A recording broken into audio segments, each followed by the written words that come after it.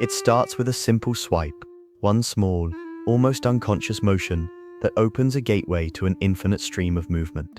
A cascade of images, headlines, and half-thoughts drifts past the screen. Minutes dissolve, then hours. We tell ourselves it's just a quick check, a harmless scroll between tasks, yet most people today touch their phones hundreds of times a day. Scrolling has become the reflex of the digital age, as natural as breathing, as constant as thought itself. It fills pauses, silences, and every moment of waiting. But beneath this simple gesture lies a deeper question. Why can't we stop? Not in judgment, but in curiosity. What does this endless search reveal about the modern mind? As the philosopher Blaise Pascal once wrote, all of humanity's problems stem from man's inability to sit quietly in a room alone. This isn't just technology, it's psychology meeting design. Every swipe is a tiny gamble. Each post, each notification, each new image carries the possibility of something rewarding. A joke that lands a message from a friend, a video that feels made just for you. The brain responds with a small pulse of dopamine, the neurotransmitter that fuels pleasure, motivation, and anticipation. It's the same chemical that fires when gamblers pull the slot machine lever and win just often enough to keep playing. Psychologists call this variable racial reinforcement. Rewards that appear unpredictably are far more powerful in shaping behavior than predictable ones. Social media platforms have quietly mastered this principle. Your feed never ends. There is no final page, no moment of completion, just an infinite scroll that removes the natural cues telling the mind to stop. Studies suggest that these unpredictable digital rewards activate the brain's nucleus accumbens, the same reward hub triggered by food, sex, and addictive substances. The result is a behavior loop that conditions attention itself, a craving not for content, but for the next thing. As one researcher described it, we've become lab rats pressing the lever. Only now the lever glows, but dopamine alone doesn't explain it. The need to scroll is more than chemical. It touches deeper emotional circuits, curiosity, loneliness, the longing to feel connected, forces far older than any app. And that's where the psychology beneath the scroll truly begins. Behind every scroll lies something deeply human, a quiet need to feel connected, informed, and safe. Psychologists call one part of this FOMO, the fear of missing out, a modern echo of an ancient instinct. In early human groups, missing information could mean missing danger or opportunity. Today, algorithms amplify that instinct, feeding us a constant stream of updates to make sure we never feel out of the loop and never truly stop looking. But scrolling isn't only about staying informed, it's also emotional self-regulation. We scroll when we're anxious, bored, or lonely, not always for pleasure, but for relief. Studies have found that scrolling tends to spike during periods of collective stress and uncertainty. It offers an illusion of control, a digital tether to something larger than ourselves. As the psychologist Carl Jung once said, people don't have ideas, ideas have people. In many ways, our feeds have become a living reflection of that. The collective unconscious whispering through pixels, shaping moods, thoughts, and desires. So scrolling is rarely just consumption. It's comfort. It's escape. It's belonging in motion, a ritual that promises connection, yet often leaves us chasing it further with every flick of the thumb. Every scroll is not just you learning from the feed, it's the feed learning from you. With every pause, click, or half-second linger, algorithms record what captures your attention. Over time, they build a digital fingerprint of your curiosity, your fears, your moods. What you see isn't random, it's a mirror, polished by data, reflecting the parts of yourself that keep you scrolling the longest. This is the architecture of persuasion. Infinite scroll ensures there's never an end. Autoplay keeps the next video ready before your mind can decide to stop.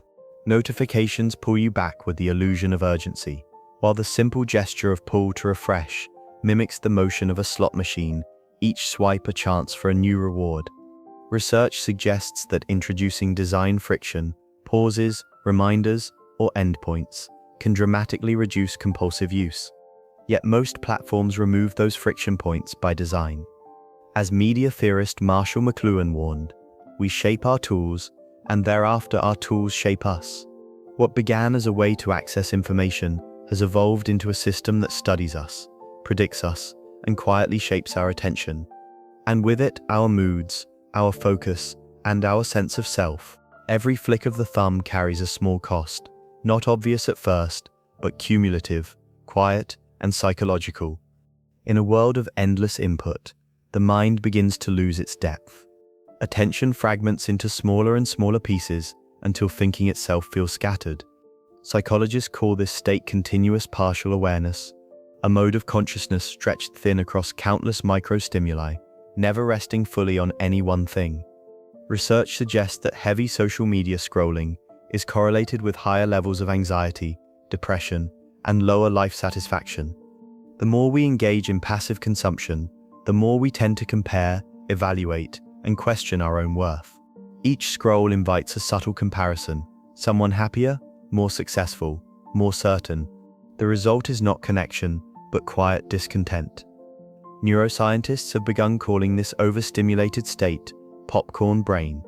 Our minds become so accustomed to rapid, high-intensity novelty that real life, its slower rhythms, its silence, begins to feel unbearably dull.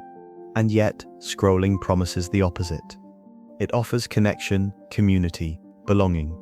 But as many studies have found, those who scroll most often report feeling lonelier, not less so.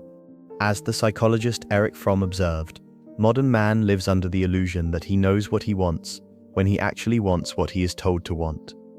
We scroll to feel alive, to touch the pulse of the world. Yet sometimes, the more we scroll, the less of ourselves we truly feel. The first step to breaking the scroll isn't willpower, it's awareness. Understanding how the loop works gives us back the space to choose. When you begin to notice why you reach for your phone, boredom, stress, or habit, you create a moment of pause. And in that pause lies power. As the psychiatrist Viktor Frankl once wrote, "Between stimulus and response there is a space, and in that space lies our power to choose." Psychologists suggest starting small. Try a scroll audit. For one day, simply observe when and why you unlock your phone. No judgment, just awareness. Over time, patterns emerge, and so do opportunities for change. Create low dopamine mornings. Resist opening apps for the first 30 minutes after waking. Let your brain settle into the day before feeding it stimulation. Replace passive scrolling with mindful engagement. Read, write, walk, or simply sit in stillness. These activities don't flood the reward system, they ground it. Practical steps matter too. Turn off non-essential notifications. Move addictive apps off your home screen.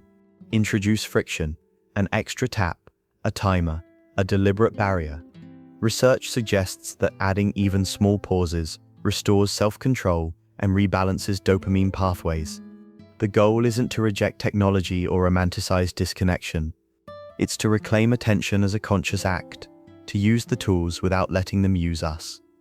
When we reconnect with our intention, scrolling becomes a choice again, not a reflex, and the mind, once scattered, begins to return home. In the end, scrolling is not a flaw of technology alone, it's a reflection of something timeless within us. The endless feed mirrors our endless search for meaning, our hunger for connection, our wish to know and to be known. What looks like distraction is, in a deeper sense, a symptom of longing, the human mind reaching outward, trying to fill the silence within. That small motion of the thumb isn't evil, it's instinct. It's curiosity meeting design. But every moment we spend scrolling is also an exchange of attention, of presence, of life itself. As Henry David Thoreau once wrote, "The cost of a thing is the amount of life which is required to be exchanged for it." The answer, then, is not to abandon these tools, but to awaken within them, to scroll with awareness, not absence. Because perhaps the question isn't how to stop scrolling, but what we're really searching for when we start.